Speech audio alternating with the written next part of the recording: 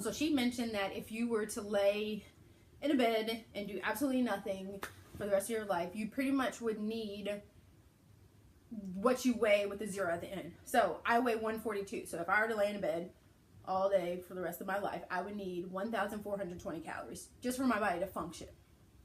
Now, when you start adding activity in there, even daily activity, that calorie count of 1,420 goes up. And then if you start working out intensely, it goes up even more.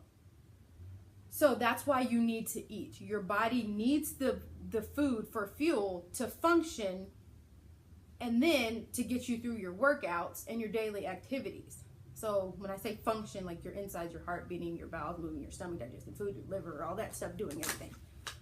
So when you're thinking about how much you want to eat,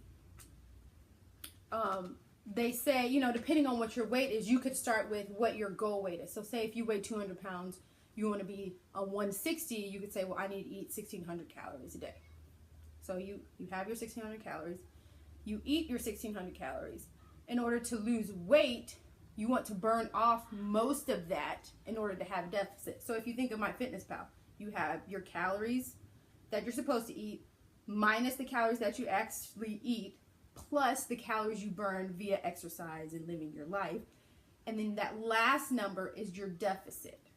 In order to lose 1 pound a week, you need to have a deficit of 500 calories a day over 7 days. Now, if you only work out 5 days a week, that deficit's going to be a little bit bigger. You can do that. So that is where the science of it comes in. So it's not just you eating right and working out. You have to know how much you're eating, what you're eating, and then how much you're burning. Now, I'm not saying go out there and buy all the fitness apps and buy all the fitness trackers and all those things like that.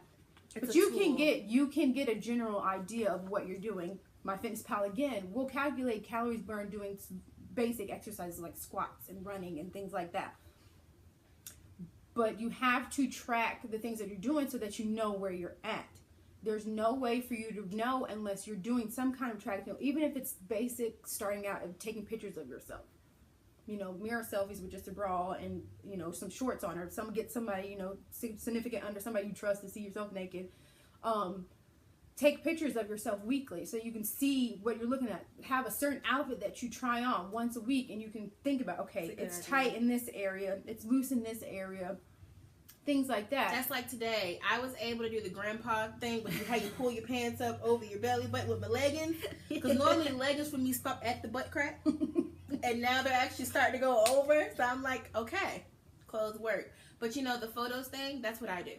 I have if somebody stole my phone right now, they would think I'm the most vain person.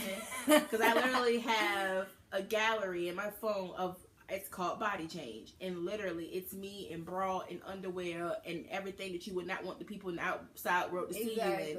So I can see my body changing. Because I have to say this, and I'll let you get back to the science. You're good. Do not rely only on the scale. Use it as a tool.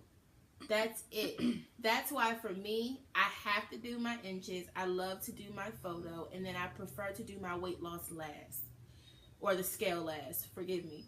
Because if I take my inches and I take my photos and I go, okay, well, put these two photos together.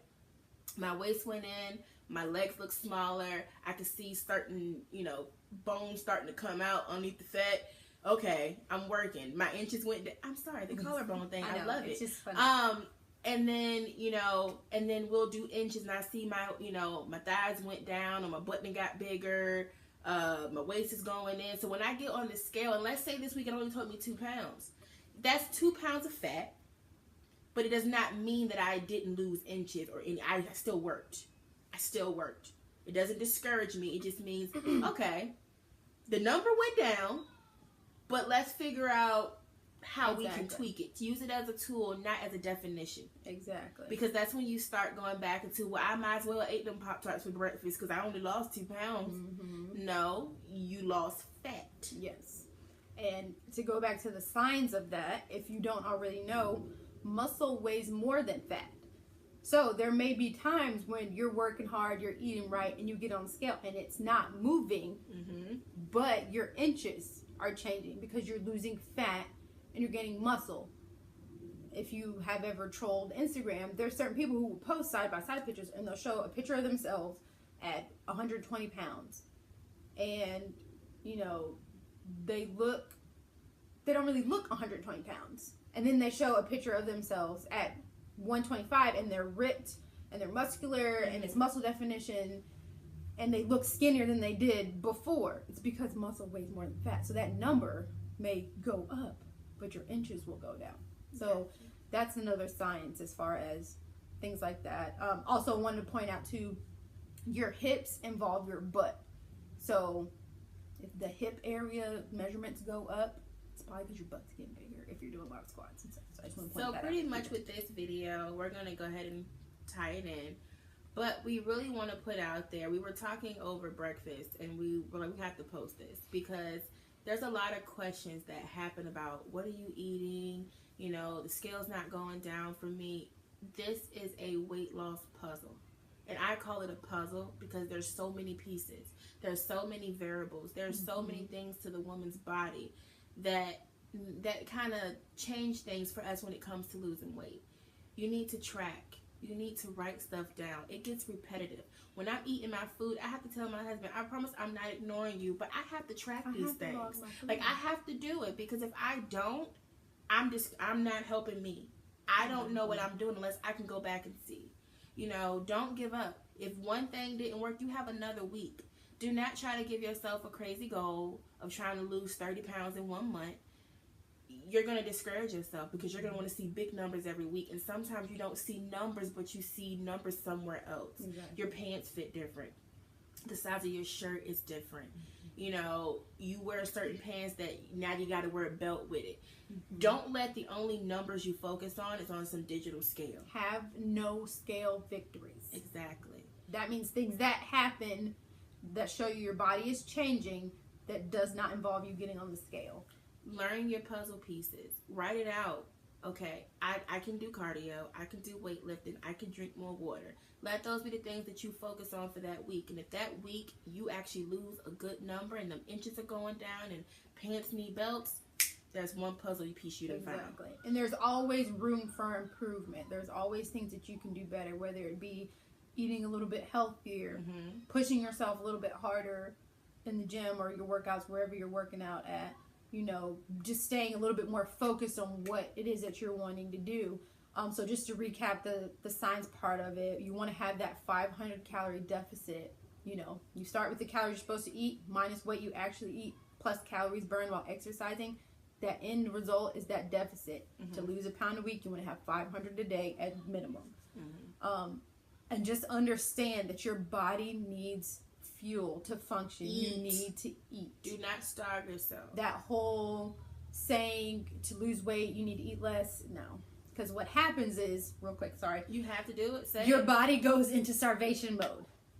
I love saying that. Okay, so basically, if you stop eating, or you eat a really small amount, like that 1,200 calories that people say you're supposed to eat, your body goes, okay, we're not getting a lot of food at this moment, so we need to survive. So we're going to start holding on to everything. Love handles. I'm going to hold on to that fatty, juicy burger you just ate. And I'm going to hold on to that Pop-Tart. And I'm going to hold on to them French fries because I don't know if I'm going to have this later for when I need to function. And so you may think, oh, well, I'm not eating a lot of food. I should be losing weight, but your body's holding on to it. When you eat more and you move more, your body uses it and it burns it off. And that's where weight loss, inches losses, and things like that come. You have to eat food. Because I get ridiculed at home. My husband goes, you eating again? Yes.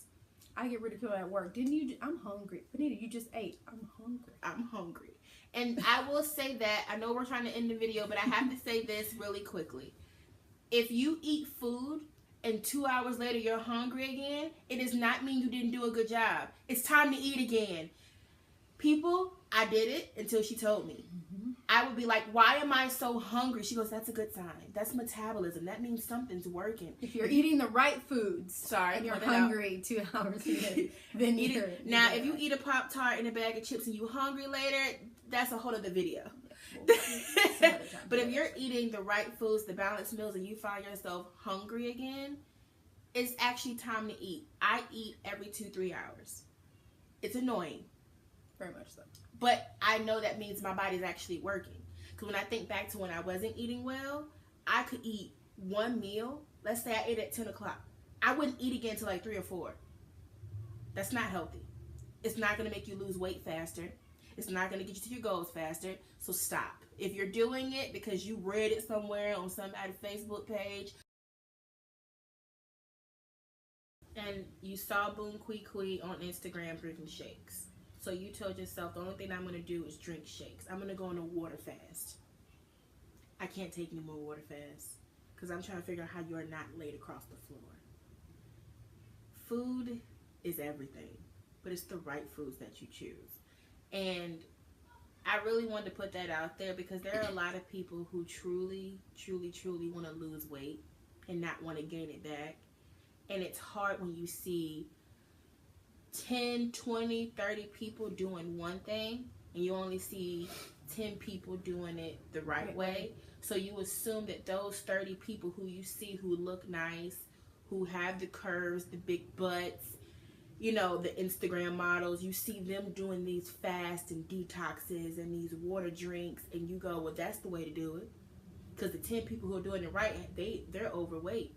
But little do you know, that overweight person has probably lost 30, 40 pounds. They're working. Mm-hmm. Those women you see only drinking shakes, they're already in nice shape. They just want more. Mm-hmm. Does that mean that's the right thing to do? No, but it's not the true scale. Food is everything. Just pick the right ones. You find the right puzzle pieces that work for your body. You find the right foods that work for your body. You do the work. I am that person. I have to be honest, in our videos, as we said, it's going to be real life. Mm-hmm. Me and her have been working out since June. I should be looking like a fitness bikini model by now.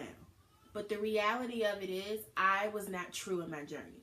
I'm working out with her, and I'm sneaking in my car eating junk. Because I feel like I deserve it. This girl just had me run the treadmill. Mm-hmm. I can eat these chips. I work for these chips. But then when it's time for a weigh-in, and it's time for me to get measurements done and hop on the scale, and I'm over here ready to cry because it's not moving. Why is it not moving? Light bulb. You're not doing the work. Just because you say you're doing it doesn't mean you're doing it. This journey is hard because you have to be honest. My son had a birthday party yesterday. Supposed to be wrapping up, but I have to say it. My son had a birthday party yesterday. There's cake. I made Rice Krispie treats. There are these little marshmallow little pretzels, little Thor hammers, Twizzlers. And my family is in my ear going, it's your son's party. Eat. It's one little cheat. It's not going to hurt. But we decided that if we cheated, we had to do 20 full burpees. Not gonna lie, I cheated last week. I ate some chips. I did them 20 burpees, and seriously, at the party, I sat there and I looked at that cupcake and I was like, is it really worth 20 burpees? It's not. I have things I want to do, and I've had so many setbacks because I've convinced myself that it's one cheat. I'm not saying I don't indulge, but I find a healthier way to do it. If I want sweets, I can eat an apple with caramel. Just enough to say I had something sweet. But I won't dare jeopardize my journey. Oh, excuse me. Jeopardize my journey for 2 seconds of heaven of eating some crap that I don't need. You know, be true to you. Do the right thing. Do what's healthy for you. Understand this takes time.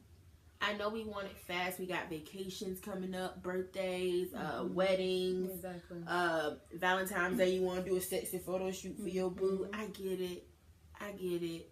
But you can't start in February and think you're going to be all the way ready by March. Now, by all means, boo, kill it if you can do it. Yeah. But be healthy. Mm-hmm. Don't be around here passing out. You know, you around here biting people's arms off because you decide to go low carb because you seen somebody on Instagram do it. You got to do what fits for you. Like she said, find your puzzle pieces. Fit your puzzle together. And your puzzle is not going to be the same as the person sitting next to you. It's not. So, again, sorry, long-winded, but we wanted to share what we were talking about this morning. I hope it was informative as always. Please comment, like, and share, and we'll talk to you soon. Bye.